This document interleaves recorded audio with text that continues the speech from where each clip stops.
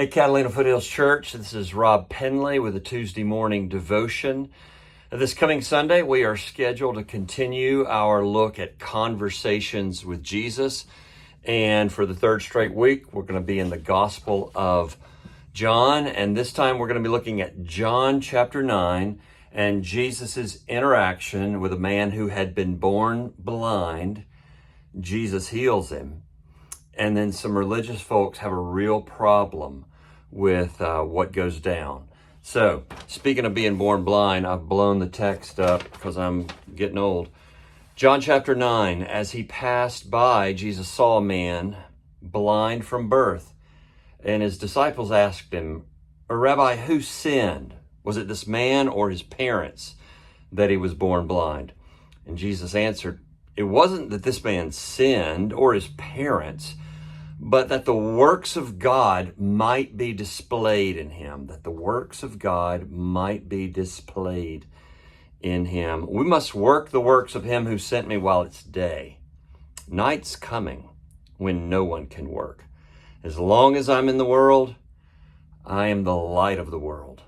Having said these things, Jesus spat on the ground and made clay or mud with the saliva, and then he anointed the man's eyes with the mud and said, go wash in the pool of Siloam, which means sent.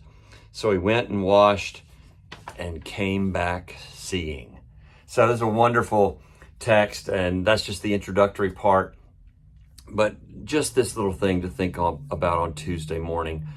First of all, whenever something's going wrong in our lives or in the lives of people we love or care about or are serving, there's often a tendency to say, did I bring this on myself?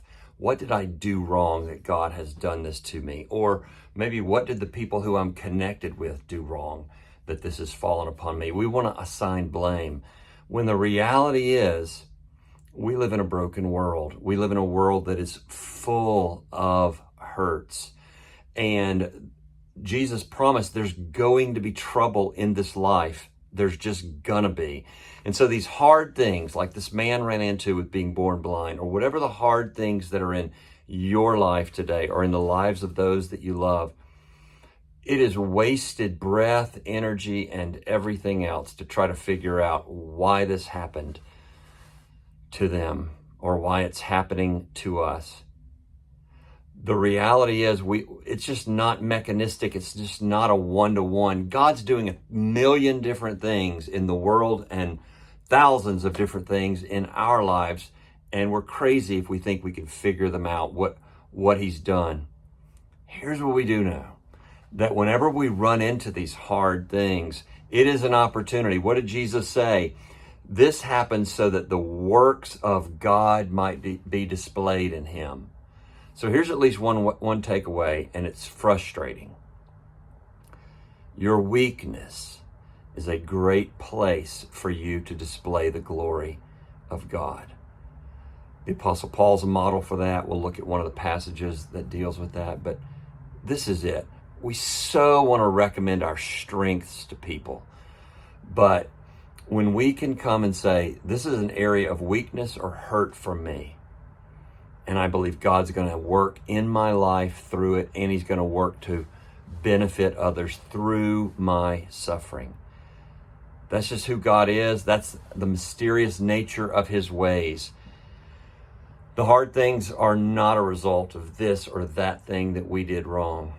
The hard things are a result of the wisdom of God as he shepherds us in a broken world. And as he works in us for his glory, we belong to him. We exist for his glory. What is the chief end of man? To glorify God, even in our weakness and in our suffering. So, hey, fresh courage take. God is at work. He has not forgotten you. He will work through your weaknesses. He will work in your suffering. Give them to him. Trust him to be at work in them. Fresh courage take.